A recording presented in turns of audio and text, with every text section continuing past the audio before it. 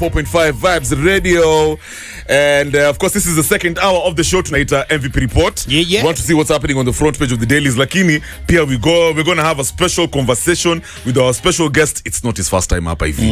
Any guest wetu mazeni guest, any MVP. So tutacha introduce in a bit. Lakini pia remember you can find us on channel 172 hapa hivyo BTV, KTN BTV on Star Times, as well as on www.vibesradio.co.ke na kwa frequency Kev. Kama kawaida manzi, kama kueleza Mombasani kwa kina June Mora and the Sarone, kina Otina, kina Chalo.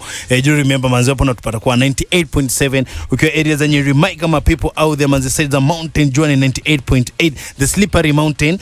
Watu wa Meru 107.1 of course Nairobi babies 104.5 bigger everybody manzi na stream online from vibesradio.co.ke. Tunawapenda watu wa UAE, watu wa Qatar, Doha manzi na this surrounding, and of course watu wa PRC People Republic of China kina Toyota na kuona online manzi big up sana, and of course the people in Europe, and of course Americano kina Steve Junior wanatu listen mbaya sana manzi as we speak. Exactly. And morning right now vibes. there's a special guest in the building, Bwana Fred Okango. Good morning. Good morning. Well, how was everything? Unajua wewe umetutupa sana. I just see you on campaign trail. Nashafunguka, game imefunguka. From a press conferences. Ana represent Spice FM. kwa wakubwa. Wasomi. Wajua? Yeah, Fred, talk to us. Wajua, acha niwaambie. In life, lazima ujitume. Kwa hivyo mimi ni wale moja wapo wale vijana wamejituma. Yani I have decided that mimi sita complain tena. I will not complain, but I'll go and do what I have to do. And what I have to do means lazima tu change narrative. Kwa sababu wajua sisi ni watu wa baba. Na saa hizi kuna hawa watu wa Ruto ambao wako serikalini. Kama hatutawaambia what to do, if we will not tell them what to do, then it means they will do the opposite. So for us, we are here to put them into check. We know the history of this country. Tumejua pale tumetoka. We know the history of elections. For now, watu wanapigana na hawa. Akienda kila pahali, watu wanambu. Akienda kila pahali, watu wanamwambia, mdosi, ulisema utaleta kazi. Unakumbuka wakati alikuwa na kampeni. William Ruto alikuwa anasema, hii serikali itajengwa na mama mboga, itajengwa na mtu wa bodaboda, itajengwa na mtu wa mkokoteni, wewe mtu wa mayai, wewe mkwana. Leo how hustlers know the main sufferers. Wana complain, wana echo president. Wacha nikwambie, hao mahasla ni watu wangwana sana. They have no patience because they believe in what you tell them. If you tell them that tomorrow I'll give you money for business, hiyo tomorrow ikifika 7 wanakuambia Kev, ulituambia ni aje, si ulete ile kitu. Lakini ukaanza kuambia tunapanga, tumetenga, tumeweka, tunawawekea, tutakuja, wanakuambia boss, tulete. What a story. Let me introduce Bwana Fred Okango. Fred Bede is Secretary of Political Affairs KANU, and of Apivo affiliated to Azimio One Kenya, Azimio Alliance, sorry. Azimio La Umoja One Kenya Coalition Party. Yes. And he's also the spokesperson. Na nimechika hapo hivyo kwa social media, you're saying all those opinions are yours. Yes. Kwa sababu mimi nimejituma. Maoni ambayo natoa hapa ni maoni yangu. Lakini kuna maoni ambayo pia nitatoa kama msemaji wa Azimio. Exactly. Now let's start this conversation by having a look at the front page of the Standard. Wewe. Gears. Fred amekaba alitukoza hii studio na energy. Unajua lazima ukiingia pahali unaenda na mtaratara.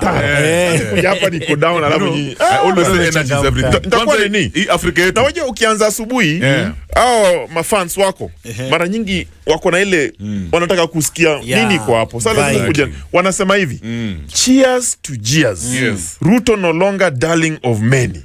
Huyu jamaa mrafiki yetu huyu William Ruto alianza kubuiwa from kwake Rift Valley. Lakini when the president is being booed kwa sababu cabinet secretary wake hawajafanya kitu, si ati wanabu cabinet secretary. Bomet walibu Meru. Ngoja kwanza, Bomet walibu huyu wa energy anaitwa nani? David Chirchir. Elgeyo Marakwet huyu Baringo huyu Murkomen wakambu. Wakaenda hapa Ruiru KJ wakabu. wakaenda pale inaitwaje Meru, Kawira Mwangaza, wakabu. Wakaenda pale Nyeri, wakabu. Yani mimi nikigrow up, bwana mzee Mwai alikuwa anapita. Shule zinafungwa, wanakaa, watu wamesimama imara, wanasikiza, hakuna hata mtu anapiga. Hata ukifanya hakuna. Saa hii ati William Ruto anakuja hapa. Watu waambia waacha stories za jaba bora. Lakini let me ask you, unajua kuna watu wanasema au hecklers ni paid hecklers, na really they're not booing the president. Walikuwa na boo wao kina Mwangaza. Unajua kwanza, unajua uko Central Bedhe bwana Okango, kuna issues. We've seen politicians having some sort of sibling rivalry. So the heckling is not targeted to the president. Ama ni another way ya kuonesha ni president ndio anatargetiwa, lakini tunaitumia wewe. Wacha nikwambie. Get the message. Kwa nyumba. Saa zile mama na baba kuna kavita kidogo. Mtoto anakaa pale. Yeye anasema dadi, kesho utanibaia keki. Alafu nasikia kwa sababu mama ako na shida na baba, anaambia wewe mtoto hapo unaongea mingi hapo, unasumbua sumbua. Yaani ikiwa unataka kupiga bosi, unapitia wale wa chini kwanza. Kumuonyesha at this, by the way, we are not together. William Ruto is in a very big problem, and that's why William Ruto needs help. William Ruto needs help from the opposition. He needs help from the people. He needs help from God, because as it is today, all the promises that William Ruto promised, the commitments, none has come to pass.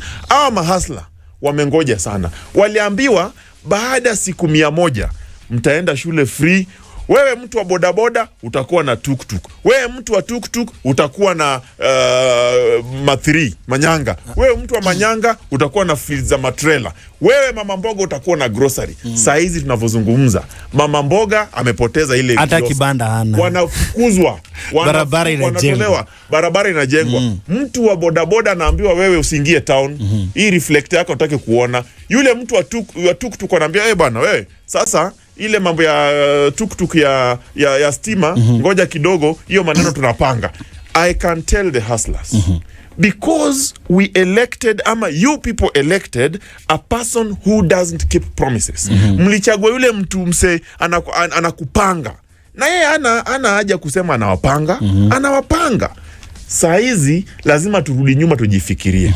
Tujifikirie kwa nini? Kwa sababu it has been over 1.5 years. We have not seen the promises that were made. 100 days ilipita, 0. 1 year imepita, 0. Hawa mahasla ndio maana bosi akienda anywhere wanawaambia maji. Lakini wanasema bei ya mafuta ikianza kurudi down, the Kenya shilling has started strengthening. Tumeona sasa hivi ina trade against the dollar at 141. Artificial. Hizo ni vitu zimekarabatiwa. Wajua jamani wa makarabati. Let me tell you, the prices of fuel are not commensurate to what we expect globally. Because saizi zinashuka, zilikuwa zinafaa zishuke kitambo sana, kwa sababu world global prices zilikuwa zinarudi at that time. Hazikurudi. Hawa jamaa wanafanya biashara. So let me ask you, tuliona the PCS, that's the Prime Cabinet Secretary Mudavadi, about a week or two ago, about 2 weeks ago, alikuwa huko hivyo Siaya, was telling Kenyans, please be patient. The government is aware of what's happening, the economic situation in the country. Things will continue being better gradually. Haitakuwa haraka, but gradually. So let us support the president. Do you think Kenyans have more patience? Vile vitu zinaendelea hivi. Wa Kenya hawana patient. Hawana patient kwa sababu the people of Kenya have tightened their belt for years. Right now belt imekatika. When your belt is imekatika, huwezi kutighten tena, nguo itaanguka. Tuliwaambia huyu Mkenya ni kama yule punda mumwekea mzigo na amechoka. Tunavozungumza sasa hivi, when you speak now, punda hajachoka, punda amezirai. Ako chini, hawezi pumua. So gazeti ya leo peke yake, The Standard, inasema kuna watoto hawako shule na wanasema kuna basari. kuna basari ya president, kuna basari ya governor, kuna basari ya MP, kuna hata basari ya MCA, na watoto wako shule. Na walisema hiyo ni kitu watashughulikia. These are people who, when they are not flying, they are lying. Clearly things are very bad kwa country. Sasa lakini sasa tuingie sasa kwa mambo ya opposition. Opposition wa Kenya okay lately kwanza okay in the juzi tu tukianza mwaka we saw former premier Raila Odinga akisema high cost of living ikiendelea kuramba wa Kenya kwa sababu punda amechoka, we will be tempted to call for maandamano. Una get? Lakini sasa pia Raila tumeona amekubali kazi ya AU, amesema he's now going to mobilize his friends, his network. Pia serikali ya Kenya wamesema they are going to push they'll support him ndo kwe chair wa hiyo commission. Now the effect of this decision by Raila, ukiangalia kwa Azimio, the people who are saying number one, Raila anafaa kuname his successor immediately. Pia tuliona Oburu Odinga huko Kisumu, Nyanza alikuwa anasema don't count Raila out. Alisema don't count Raila out by the number one, lakini pia akasema don't try and force Raila to name his successor. Raila is still a young man, alizaliwa tu juzi. My question, Raila ni mtoto mdogo sana. Sasa swali nakuuliza, Azimio surely mtakuwa vile sasa Rawa amesema anaenda kushughulikia mambo ya Afrika. Wacha nikwambie, because the people were saying hii kitu inaenda kuharibika, Azimio is over. Wacha niwaambie, na mimi nataka kuzungumza hapa kama msemaji wa Azimio, na yale ambayo nataka kusema ndio ukweli na ndio msimamo wetu. Azimio is a coalition political party by corporate membership. KANU tuko pale, Wiper tuko pale, Jubilee tuko pale, ODM tuko pale. Then now kuna wale wengine pia wanataka kuingia sasa hizi, Wajakoya Roots, kuna pale Mwangi Waria, Usawa kwa wote, na kuna vyama vingi that want to enter. Lakini ukweli ni kwamba katika vyama au coalition, there's always that rivalry, is a competition. So every political party has a right to present a candidate. And that's why Baba Raila Amolo Odinga told us, you go and strengthen your party at the grassroots. Tengeneza party, recruit, vijana waingie. Ndio pahali ikifika, when we are now going to declare who is our candidate, we shall have a formidable force. Number two, Raila Amolo Odinga alisema yuko tayari to work for the AU commission as a chairperson. He showed his interest publicly last Friday in the presence of Olusegun Obasanjo, African statesman, the current Mandela. That one shows you the groundwork that has been done towards achieving that desire for Raila Odinga. As Azimio, we endorse that decision 101%. Why? Because we believe that Raila is a Pan-Africanist. Number two, we believe that Raila has got the prerequisite requirements for him to be an African statesman, to lead this continent and to unite everyone. His stint or his experience at the Africa Union, when he was the high representative of infrastructure development, alone makes him the better candidate. Today, the people of UD are saying, ati, hao ndio watapatia Raila kazi. Watapatia Raila kazi kama nani? But at the same time, Fred, nominate tu. Kisha Raila, his networks, his experience, akona tajriba, akona uwezo. Wale watamchagua kulingana na Raila, sio kulingana na serikali ya Ruto. But at the same time, Fred, kuna wengine na feel Raila as an enigma. Unajua ni a force to reckon with kwa siasa ya Kenya. Na kuna Wakenya wengi wana feel vile tunasema kuna chama ziko strong, chama zote ziko na watu wanasimama, but there's a lot of people Wakenya wengi feel watu wengi wana ride na koti ya Raila. Yes. Wacha nikwambie, kuna watu, kwa hivyo Raila kienda watu wa ODM. Sitaki kusema ni nani, lakini mimi nasema kuna watu tangu Raila aanze siasa, Raila Amolo Odinga has made politicians. He has created careers. He has made careers for politicians. Watu anajazaliwa, anaenda nashika koti ya baba, ameingia MCA, ameingia mbunge, ameingia governor, senator, hivyo. Lakini baba yeye hajawahi ingia kwa ofisi. Tunaambia baba, this is your time, Raila Amolo Odinga. With this wealth of experience that you have, you deserve better. You deserve to be the best because you are the best. And we, believe as Azimio that when you go to the AU commission as the chairperson, you will be a son of a soil who will be recognized by the continent and you will deliver for the continent. If I told Raila gets this job, what does it bring to the table when it comes to AU affairs? You know, maybe let me tell you who is AU chairperson. The AU chairperson is in charge of the AU secretariat that has got over 55 countries. And he works with, or she works with, 8 commissioners. Okay. Then there's a deputy chairperson. Then there's those directorate and senior staff. It means in terms of infrastructure development, security, economic development, social development, infrastructure, health, all those things that this great country or the continent are struggling with, Raila Amolo Odinga will be the planner when he's coordinating with the heads of state of Africa and presidents to ensure that each country in the region, in the continent, has what it takes to achieve to its people. Remember, we have got what is called Agenda 2063, African Agenda 2063. That Agenda 2063 is tied to what is called SDG, Sustainable Development Goals, climate action, equality, health for all, water, all these things. I am confident that ile uwezo Raila Amolo Odinga ako nayo, ile experience yake, ana uwezo wa kufanya Somalia ikuwe nchi nzuri, kufanya Kenya ikuwe nchi nzuri. Hizi zote. Lakini shida iko nani? Shida ni kwamba, na hiyo ndio nataka tuzungumzie kidogo. Raila anapoenda, Raila anapoenda, wale watu wake wa ODM wanalia, wale watu wake wa KANU kama Okango wanalia, wale watu wake wa Wiper wanalia.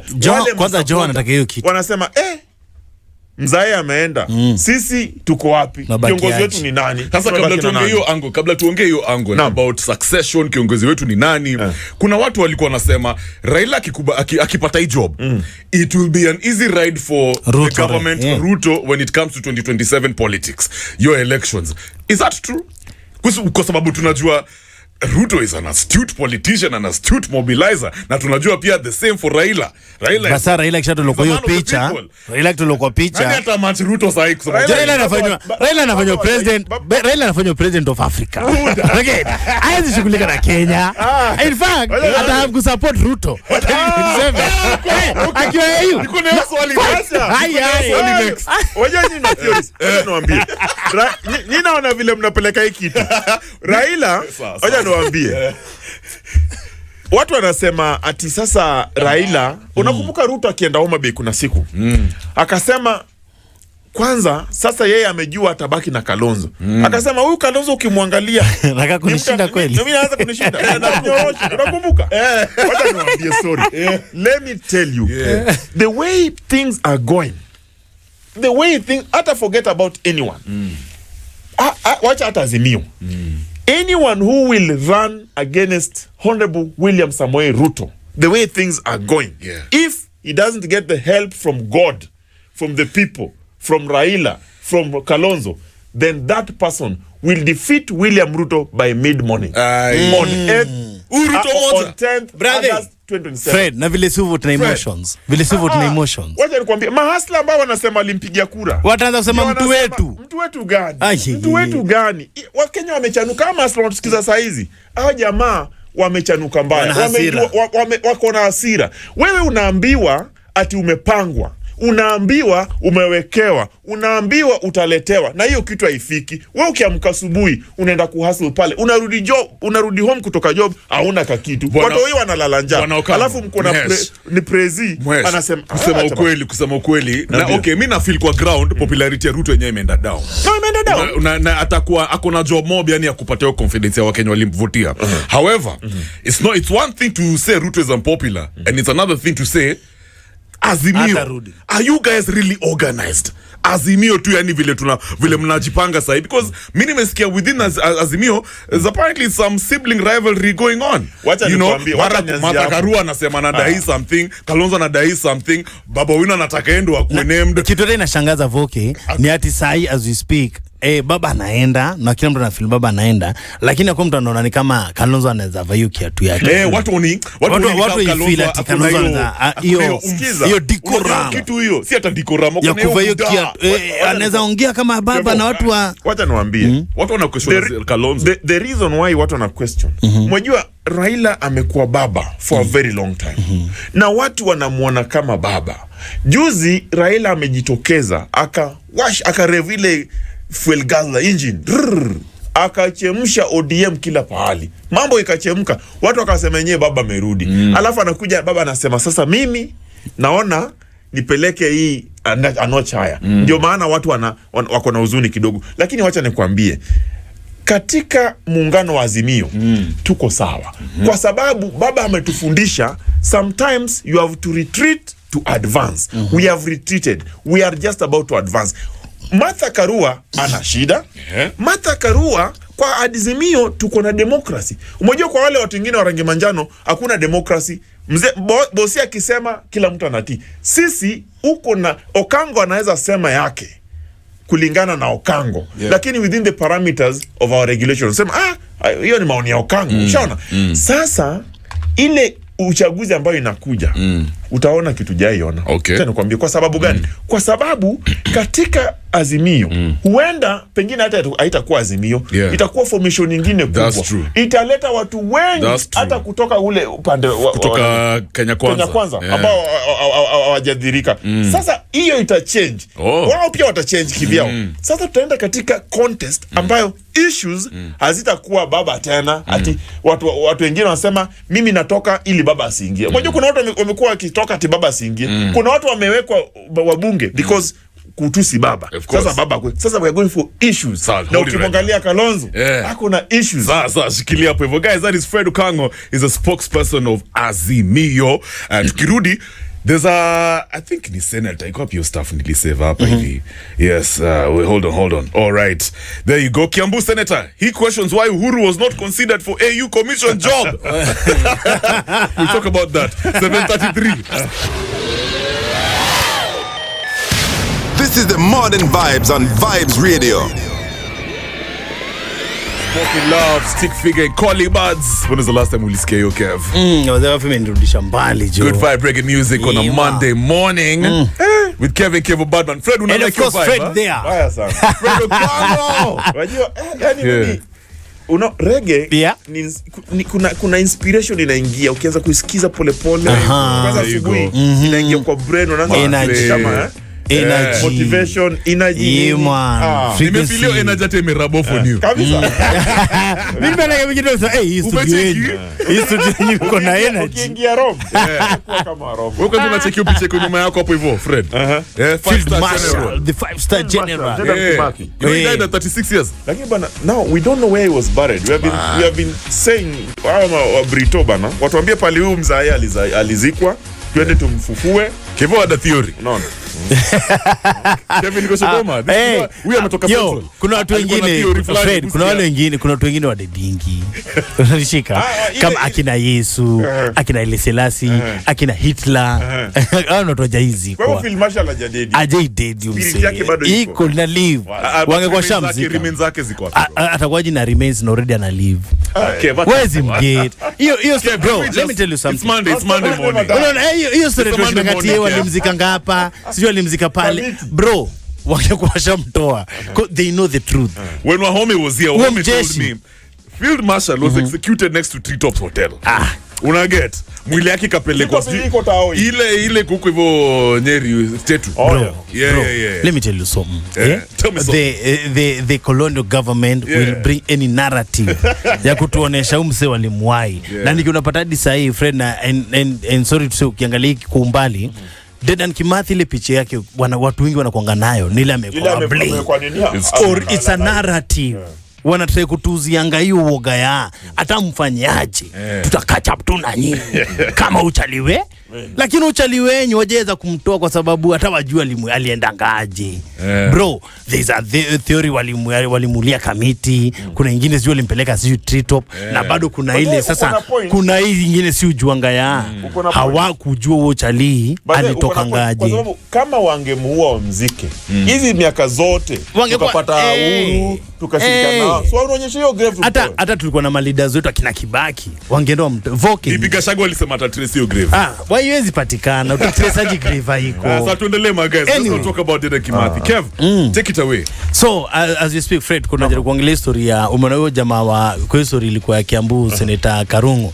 Wakiongelea story ya leadership ya baba kupewa kiti ya AU. Hapo wanalia how can the government of the day wana supportaji mtu kama baba obviously kwa ile mentality ya vitu baba amekuwa kifanya hii serikali unaona so mtasupportaji mtu amekuwa kiwa fight na already kuna Uhuru just next door ambaye bado ni myang ni vibrant mbona simsupport yeye apate kiti ya AU na ana represent ana represent a good picture aliyekuwa PPS kitambo.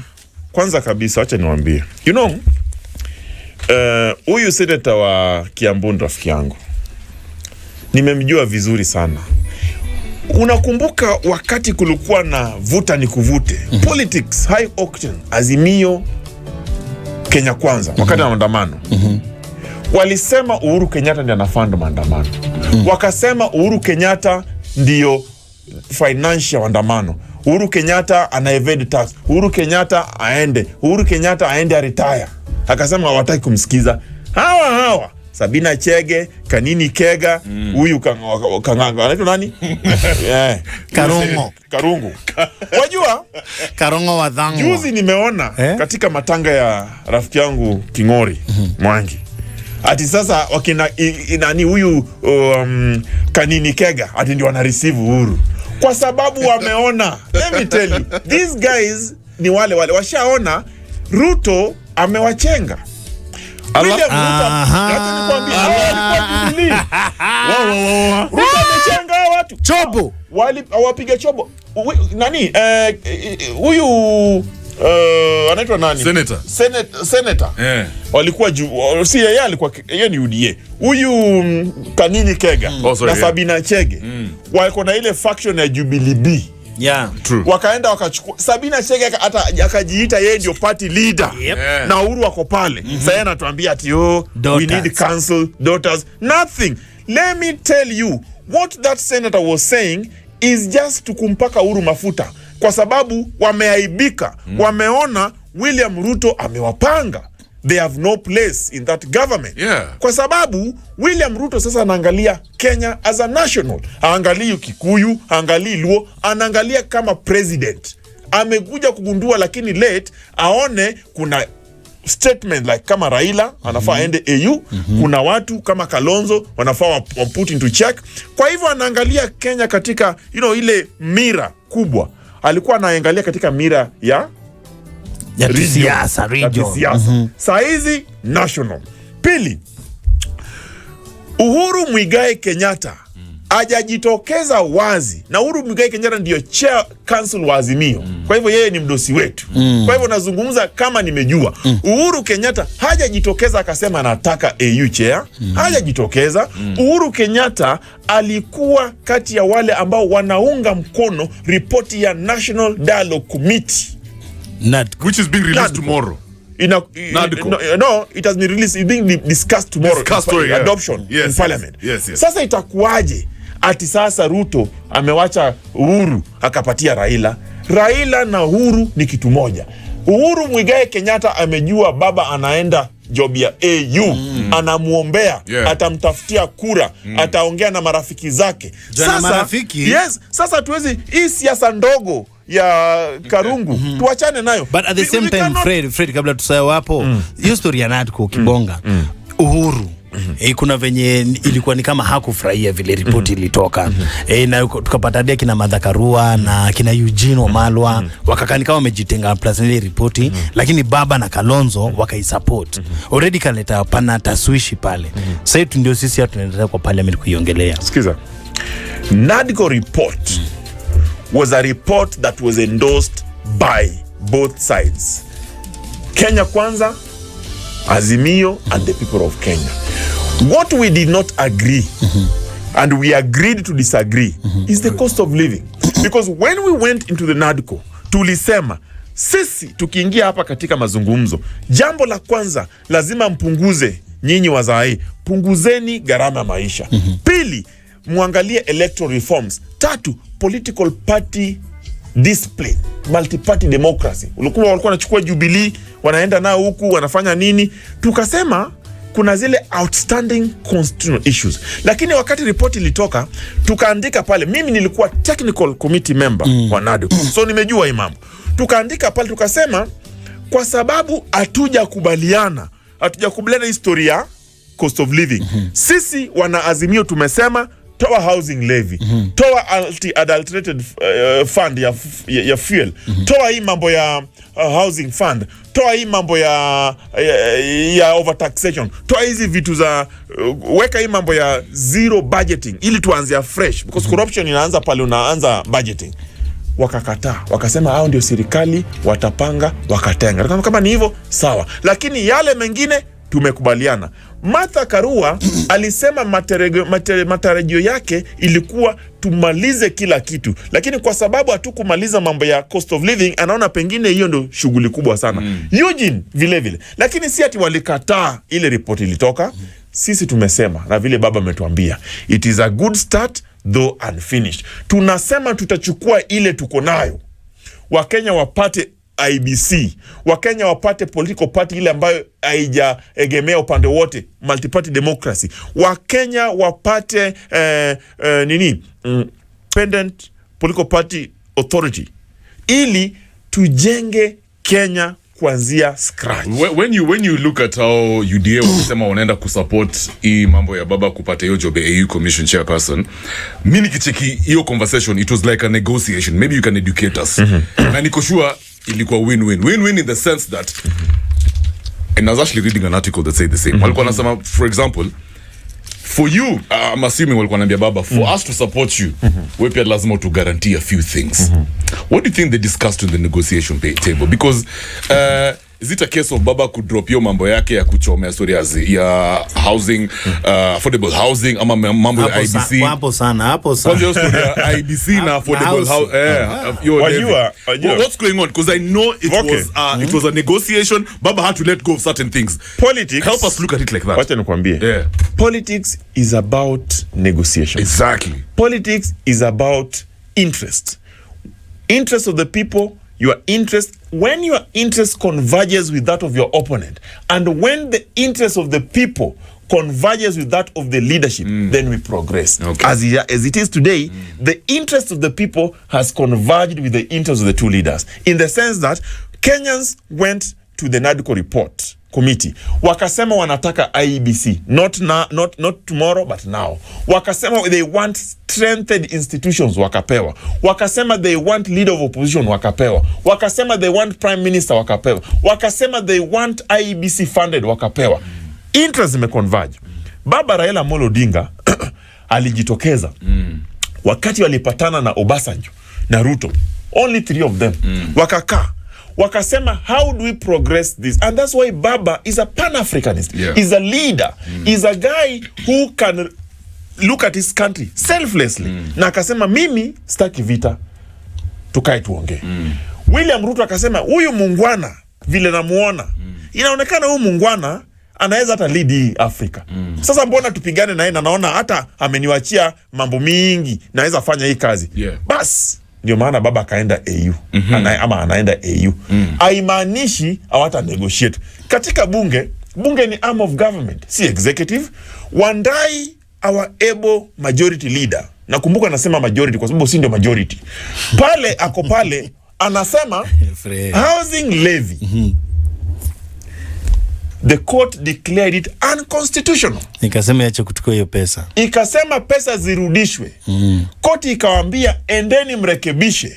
Wakasema wataenda kurekebisha. Kurekebisha, they said for now they were only taxing the employed. Wewe kama mtu wa standard unalipwa, employer wako anatoa 1.5% of your income, wewe unatoa 1.5%. Koti ikasema that is discriminative. Then wakaenda wakasema kwa amend kwa hii bill kwa parliament, now hustler mama mboga hata wewe utakata 1.5%. Nani ana match ya 1.5 ya hustler kwa sababu hayuko employed? Unaona shida? Sasa hata kama tunashirikiana tusiulize hayo maswali kwa bunge, tunauliza. Ndio maana nasema haya, twende kwa IEBC. Kenya kwanza need IEBC. Azimio needs IEBC. Wewe, mimi na yeye na Wakenya, we need IEBC. Tutakubaliana tupitishe hiyo tunataka. Lakini hile ambayo tuko na shida tutarekebisha. I am confident enough that the housing levy, kumbuka sisi wana Azimio, katika manifesto ya Azimio tulikuwa na affordable housing. Na tulisema we shall work with county governments to ensure that we fund and invest in affordable housing to enable the people to access housing and adequately. Wale hawakutuambia wataifanya aje. Uhuru Muigai Kenyatta alijenga manyumba. Hizi nyumba Ruto anafungua si za Ruto. Nyumba za Ruto baada hazijafika hata Linton. Anafungua za Uhuru. Alijengaje na hakututax? Alitoa happy funding. Let me ask you as we wrap up. What unajua sasa, one thing we have established na bado inashangaza watu wa Azimio sana is walichapa by 200,000 votes. They had this thing. As we are approaching 2027, najua it's kind of far, but pia unajua siku hizi 2 years ni kama 2 weeks. We only have 3 years, 6 months to election. Exactly. What does Azimio have to do? Ama a future coalition that is affiliated to Raila and Uhuru? Because ulituambia when you starting this conversation, people will realign. Of course. We're going to have new coalitions. What do you guys have to do, or the opposition, to win this time around? We, especially if I told Raila hata kwa ballot. Mimi, I want to tell the people of Kenya, the people who are listening to Vibes Radio, we are confident enough that because we respected the Supreme Court ruling, because we respected the decision of the court, and they said William Ruto is the president, today William Ruto is the president, we have tested him for 1.5 years. He has failed. He has failed because he has a weak team that is incompetent, unsuitable, and incapacitated. We are telling the people of Kenya, because we are an alternative government, we are ready to go to the ballot with him, with a leadership that will put him out of government legally through the ballot election.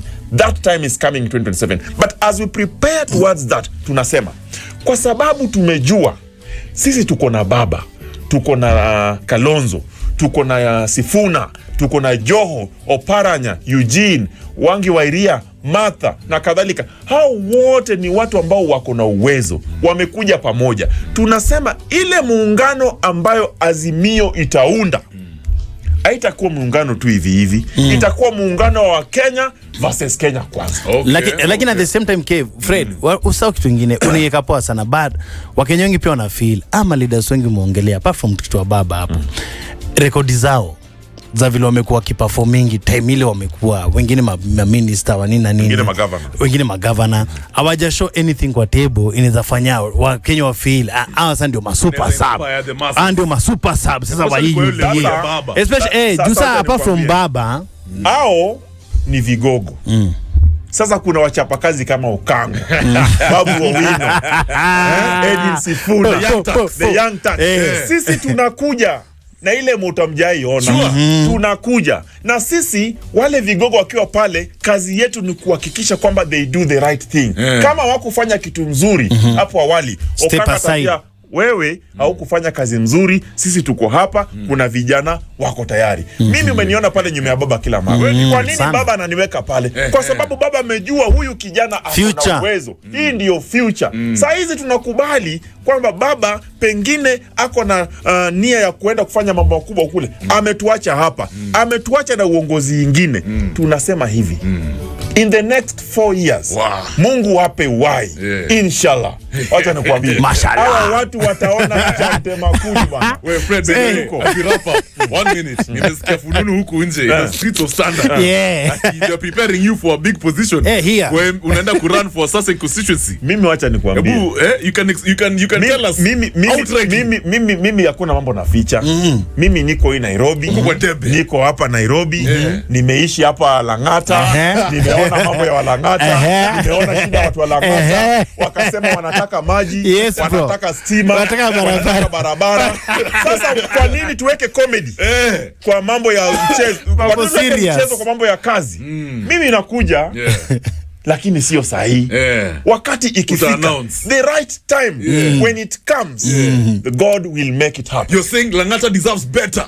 Mimi nawaambia watu wa Lang'ata, mimi niko hapa, si mmenijua, si mmejua pale tumetoka. Bwana, na tumejua kazi yako. Mimi sijasema kitu, mimi nimesema tu ikifika wakati bwana, hakuna kitu kingine. At F Okango. Namna. No. Spokesperson opposition Azimio. Yes. The future. I like it. Mimi nafurahia. I like it. Kwanza mimi wacha niwashukuru sana. Unaona hii vibes? Kuna majamaa wanaisikiza. Na wanaisikiza kwa sababu mnaleta mambo mazuri. Songs sana. Ni inspirational, discussion ni mzuri, lakini pia vijana wako energy, wanataka energy. Jamaa ameamka asubuhi, hataki kuwa dull. Ati umemleta. Anataka weka kitu. Ndio sasa achemke. I hope tutazidi kuzungumza na nyinyi pia mkuwe na siku njema. Asante sana bwana Fred Okango, mheshimiwa. That is a spokesperson Azimio. Hey, coalition ya opposition ya Raila. Umesikia maneno yote. Now in the next hour tuko mjadala kwa public opinion. What a way to start the week. Sindio? Iko sawa. Nime like your energy, nimependa engagement on our social media. Today it's all about the state of the nation. Tumegusia mambo mingi. Hiyo wata discuss mambo ya NADCO, mambo ya the future of Azimio, and of course pia just 2027 politics. Sasa I've got some lock me up Randy Valentine. Twende kazi. More vibes to keep you moving.